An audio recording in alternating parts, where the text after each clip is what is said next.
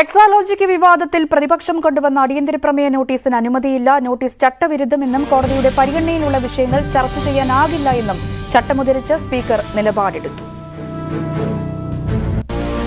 Order rule 50 അടിയന്തര പ്രമേയം മുഖ്യമന്ത്രിയുടെ മകളും മകളുടെ കമ്പനിയും പൊതുമേഖലാ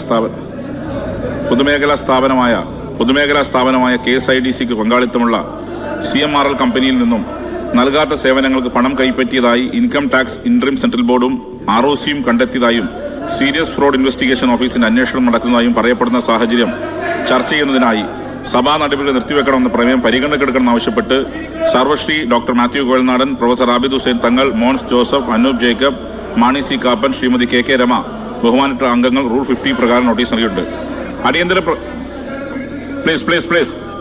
അടിയന്തര പ്രമേയ നോട്ടീസുകൾ അനുമതി നൽകുന്ന സംബന്ധിച്ച് ചട്ടം 52 ക്ലോസ് 9, 53 എന്നിവ അനുസരിച്ച് ഈ നോട്ടീസ് അനുമതി നൽകാൻ കഴിയില്ല എന്നറിയിക്കുകയാണ്. ഓർഡർ. സ്പീക്കറുടെ നടപടിയിൽ പ്രതിപക്ഷം ബഹളം വെച്ചു. പ്രതിഷേധിച്ച് പ്രതിപക്ഷം സഭാ നടപടികൾ ബഹിഷ്കരിച്ചു. മറ്റ് സംസ്ഥാനങ്ങളെ അപേക്ഷിച്ച് ഇനിയാണ് Keralam. Doctor B Iqbal Keralam. Doctor B Iqbal 1 കോടി ആളുകൾ ലോകമെമ്പാടും ഇതുമൂലം മരിക്കാനിടയുണ്ട്. AMR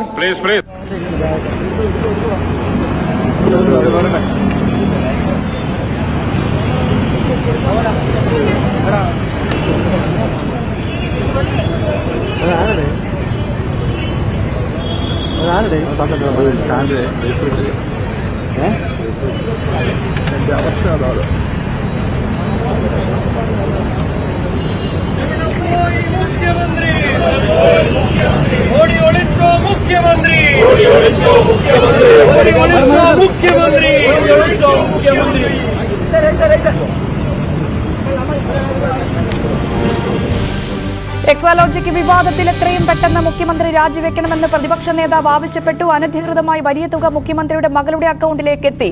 വിഷയം നിയമസഭയിൽ ഉന്നയിച്ച ദിവസം മുഖ്യമന്ത്രി സഭയിൽ നിന്നും ഒളിച്ചോടിയെന്നും VD സതീശൻ മറ്റു പ്രതിപക്ഷ നേതാക്കളും പറഞ്ഞു. മുഖ്യമന്ത്രിയുടെ മകളുടെ കമ്പനിക്കെതിരെയും മുഖ്യമന്ത്രിക്കെതിരായും സ്റ്റാറ്റ്യൂട്ടറി അതോറിറ്റിയായ 2 പ്രധാനപ്പെട്ട സ്ഥാപനങ്ങളുടെ ആരോപണങ്ങൾ വന്നിരിക്കുകയാണ്, ഫൈൻഡിംഗ് വന്നിരിക്കുകയാണ്. അതായത് ഇൻകം ടാക്സ് ആക്ട് പ്രകാരം രൂപീകൃതമായ ഇൻകം ടാക്സ് ഇന്ററിം സെറ്റിൽമെന്റ് ബോർഡിന്റെ തീരുമാനവും അതിനെ തുടർന്ന് രജിസ്ട്രാർ ഓഫ് കമ്പനി ആക്ട് പ്രകാരം നടത്തിയ അന്വേഷണത്തിലും വളരെ ഗൌരവതരമായ ക്രമക്കേടുകൾ ഈ കമ്പനി നടത്തിയതായി പറയുന്നുണ്ട്. യാതൊരുവിധ സേവനവും കൊടുക്കാതെ വലിയ തുക അവരുടെ അക്കൗണ്ടിലേക്ക് വന്നു എന്നാണ് രേഖപ്പെടുത്തപ്പെട്ടുള്ളത്. മുഖ്യമന്ത്രിയെ പോലെ ഒരാൾ ഉയർന്ന സ്ഥാനത്തിരിക്കുന്നതുകൊണ്ടാണ്, ആ ബന്ധം ഉപയോഗിച്ചുകൊണ്ടാണ് കാര്യസാധ്യത്തിന് വേണ്ടിയിട്ടാണ് ഈ പണം കൊടുത്തത് എന്നാണ് ഫൈൻഡിംഗ്. ഇതിനെക്കുറിച്ച് സ്റ്റാറ്റ്യൂട്ടറി അധികാരങ്ങൾ തന്നെയുള്ള കമ്പനി ആക്ടിന്റെ ഭാഗമായി സീരിയസ് ഫ്രോഡ് ഇൻവെസ്റ്റിഗേഷൻ ഓഫീസും ഇതിനെക്കുറിച്ച് അന്വേഷിക്കുകയാണ്. അപ്പൊ ഗുരുതരമായ ആരോപണമാണ് മുഖ്യമന്ത്രിയെയും മുഖ്യമന്ത്രിയുടെ കുടുംബത്തെയും സംബന്ധിച്ച് വന്നിരിക്കുന്നത്. മുഖ്യമന്ത്രി സത്യത്തിൽ ഈ സ്ഥാനത്തിരിക്കാൻ യോഗ്യനല്ല. കാരണം ഒരു വളരെ പ്രധാനപ്പെട്ട അന്വേഷണം അദ്ദേഹത്തിനെതിരായി നടക്കുകയാണ്. അപ്പൊ അദ്ദേഹം ഇന്ന് ഞങ്ങൾ നിയമസഭയിൽ ഈ വിഷയം കൊണ്ടുവന്നപ്പോൾ അദ്ദേഹം ഒളിച്ചോടുകയാണ് ഉണ്ടായിരുന്നത്. നിയമസഭയിൽ പോലും ഇന്ന് വന്നില്ല.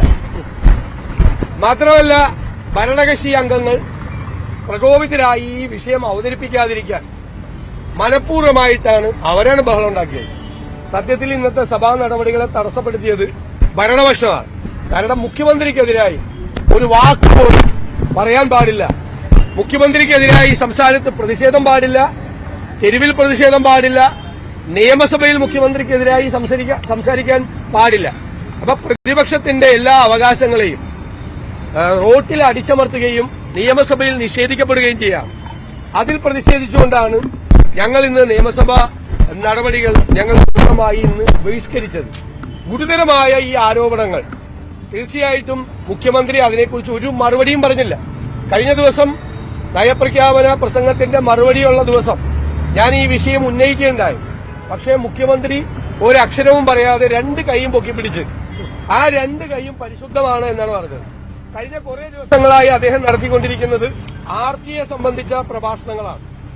ആർത്തി പാടില്ല, ആർത്തിയാണ് നമ്മുടെ മനസ്സമാധാനം നഷ്ടപ്പെടുത്തുന്നത്, മനസ്സമാധാനം ഇല്ലെങ്കിൽ ഉറങ്ങാൻ പറ്റില്ല തുടങ്ങിയ ആർത്തി പ്രഭാഷണത്തിന്റെ പരമ്പരയാണ് മുഖ്യമന്ത്രി കഴിഞ്ഞ കുറെ ദിവസമായി നടത്തിക്കൊണ്ടിരിക്കുന്നത്. പക്ഷെ നിയമസഭയിൽ ആദ്യം ഈ ആരോപണം ശ്രീ മാത്യു കുഴൽനാടൻ ഉന്നയിച്ചപ്പോൾ അന്ന് മറുപടി പറഞ്ഞത് ഒരു രേഖയും ഹാജരാക്കാൻ ഇൻകം ടാക്സിന്റെ ഇന്ററിം സെറ്റിൽമെന്റ് ബോർഡ് അനുവദിച്ചില്ലെന്നാണ്. ഇപ്പൊ രജിസ്ട്രാർ ഓഫ് കമ്പനീസ് പറയുന്നു എല്ലാ അവസരം കൊടുത്തിട്ടും ഇവർ ഒരു രേഖയും ഹാജരാക്കിയില്ല. കാരണം ഇവരുടെ കയ്യിൽ ഒരു രേഖയും ഇല്ല. അപ്പൊ മുഖ്യമന്ത്രി നിയമസഭയിൽ പറഞ്ഞത് പച്ചക്കറിയാണ് എന്ന് ഞങ്ങൾ വ്യക്തമായ തെളിവുകളോടുകൂടി ഈ രണ്ട് ഫൈൻഡിങ്ങും താരതമ്യപ്പെടുത്തിക്കൊണ്ട് പറഞ്ഞു. അപ്പൊ മുഖ്യമന്ത്രിക്ക് മറുപടി ഇല്ലാത്തതുകൊണ്ടാണ് രണ്ട് കൈയും പൊക്കി രണ്ട് കൈയും പരിശുദ്ധമാണ് എന്ന് പറഞ്ഞത്. അപ്പോൾ ഇത് വലിയ അഴിമതിയാണ് നടന്നിട്ടുള്ളത്. വലിയ ഈ അധികാരം ദുരുപയോഗപ്പെടുത്തിക്കൊണ്ടിട്ടുള്ള വലിയ അഴിമതിയാണ്. ഈ അഴിമതി അന്വേഷണത്തിൽ ഗൌരവതരമായ അന്വേഷണം നേരിടുന്ന മുഖ്യമന്ത്രി ഈ സ്ഥാനത്തിരിക്കാൻ യോഗ്യനല്ല, അദ്ദേഹം രാജിവെക്കണമെന്നാണ് ഞങ്ങളുടെ നിലപാട്. വാർത്തയുടെ വിശദാംശങ്ങളുമായി വി അരുൺ ചേർന്നു. അരുൺ, ഈ എക്സാലോജിക്ക് വിവാദം, അടിയന്തര പ്രമേയത്തിന് അനുമതിയില്ല, വലിയ പ്രതിഷേധത്തിലേക്ക് പ്രതിപക്ഷം കടക്കുന്നു. കേരളം കൊള്ളയടിച്ച PV കമ്പനീസ് എന്ന ബാനർ ഉയർത്തി പ്രതിഷേധം പ്രതിപക്ഷത്തിന്റെ ഭാഗത്തുനിന്നുണ്ടാകുന്നു. മുഖ്യമന്ത്രി രാജിവെക്കണമെന്ന് പ്രതിപക്ഷ നേതാവ് പറയുന്നു. എന്താണ് ഇന്ന് സഭയിൽ നടന്നത്? എങ്ങനെയായിരുന്നു നടപടിക്രമങ്ങൾ? എക്സാലോജിക് വിവാദമാണ് പ്രതിപക്ഷം അടിയന്തര പ്രമേയ നോട്ടീസായി നൽകിയിരുന്നത്. മാത്യു കുഴൽനാടനാണ് പതിവ് പോലെ വിഷയം മുഖ്യമന്ത്രിയുടെ മകൾക്കെതിരായ കേന്ദ്ര ഏജൻസികളുടെ അന്വേഷണവും ആരോപണവും ഒക്കെ സഭയിൽ കൊണ്ടുവരാൻ ശ്രമിച്ചത്. പക്ഷേ അടിയന്തര പ്രമേയ നോട്ടീസ് അവതരിപ്പിക്കാൻ പോലും സ്പീക്കർ അനുവദിച്ചില്ല. അത് ചട്ടവിരുദ്ധമാണ്. ഏതെങ്കിലും കോടതിയുടെയോ അർദ്ധ ജുഡീഷ്യൽ സംവിധാനങ്ങളുടെയോ പരിഗണനയുള്ള വിഷയങ്ങൾ സഭയിൽ ഉന്നയിക്കുന്നത് ചട്ടവിരുദ്ധമെന്ന ഉന്നയിച്ചുകൊണ്ടാണ്, വാദമുന്നയിച്ചാണ് സ്പീക്കർ അതിന് അനുമതി നിഷേധിച്ചത്. എന്നാൽ പ്രതിപക്ഷ നേതാവ് ഇതൊരു ചട്ടവിരുദ്ധമായ ഒന്നുമില്ല എന്ന നിലപാടുമായി സംസാരിക്കാൻ എഴുന്നേറ്റു. പക്ഷേ ചട്ടം, പ്രതിപക്ഷ നേതാവിനുള്ള എല്ലാ ബഹുമാനം നിലനിർത്തിക്കൊണ്ട് തന്നെ ചട്ടം ഞാൻ പറഞ്ഞുതരാം എന്ന് പറഞ്ഞുകൊണ്ട് സ്പീക്കർ ചട്ടം ഉദ്ധരിക്കുകയായിരുന്നു. തുടർന്ന് അടിയന്തര പ്രമേയ നോട്ടീസ് പരിഗണനയ്ക്കെടുക്കാതെ അടുത്ത നടപടിയിലേക്ക് സഭ കടന്നു. അപ്പോൾ പ്രതിപക്ഷത്തിന്റെ പ്രതിഷേധം ഒരു സഭയിലുണ്ടായി.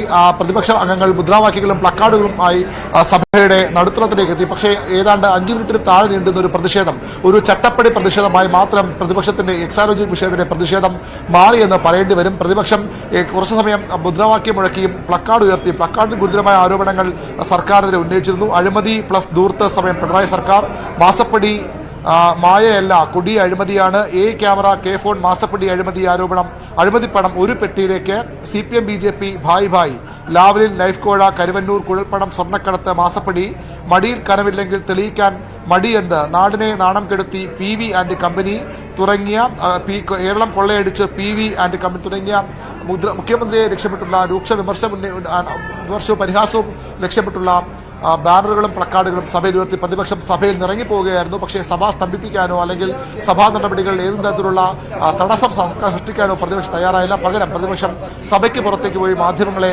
കാണുകയായിരുന്നു. അതുകൊണ്ട് തന്നെ മറ്റു നടപടിക്രമങ്ങൾ യഥേഷ്ടം സഭയിൽ നടന്നു. സർക്കാർ ആഗ്രഹിച്ച പോലെ മറ്റു കാര്യങ്ങൾ നടന്നു. പ്രതിപക്ഷത്തിന് ഇങ്ങനെ ഒരു തന്ത്രം സ്വീകരിച്ചതിന് പിന്നിൽ സഭയിലേത് വരാനുള്ള പ്രധാനപ്പെട്ടൊരു അജണ്ട കേന്ദ്ര സർക്കാരിനെതിരായ സർക്കാരിന്റെ പ്രമേയമായിരുന്നു. ആ പ്രമേയം ഏകണ്ഠമായി പാസ്സാക്കണമെന്ന നിലപാടായിരുന്നു സർക്കാരിന്. പക്ഷേ പ്രതിപക്ഷം സഭയിൽ തുടർന്നാൽ അവർക്ക് സർക്കാരിന്റെ നീക്കത്തോടെ യോജിക്കാനും എതിർത്ത് ഏകണ്ഠമായി പാസ്സാക്കാൻ അനുവദിച്ചില്ലെങ്കിൽ അത് സർക്കാർ പ്രതിപക്ഷം വീണ്ടും കേരളത്തിന്റെ ആവശ്യങ്ങളിൽ വിട്ടുനിൽക്കുന്നു എന്നൊരു പ്രചരണം സർക്കാർ നടത്തും. അതുകൊണ്ടുകൂടി വേണം പ്രതിപക്ഷം ഇന്നത്തെ സഭയ്ക്കുള്ള പ്രതിഷേധം ചട്ടപ്പടി പ്രതിഷേധമാക്കി മാറ്റിയെന്ന വിലയിരുത്തലാണ് പൊതുവിൽ ഉയർന്നത്. ഏതായാലും പ്രതിപക്ഷം ബഹിഷ്കരിച്ചതിനെ തുടർന്ന് മറ്റു നടപടികൾ പൂർത്തിയാക്കി സഭ വേഗത്തിൽ പിരിഞ്ഞു. സാമ്പത്തിക അവലോകന റിപ്പോർട്ട് ബജറ്റിന് മുന്നോടിയായി സംസ്ഥാനത്തിന്റെ പൊതുധനസ്ഥിതി വ്യക്തമാക്കുന്ന സാമ്പത്തിക അവലോകന റിപ്പോർട്ട് ധനമന്ത്രി KN ബാലഗോപാൽ സഭയിൽ വെച്ചു.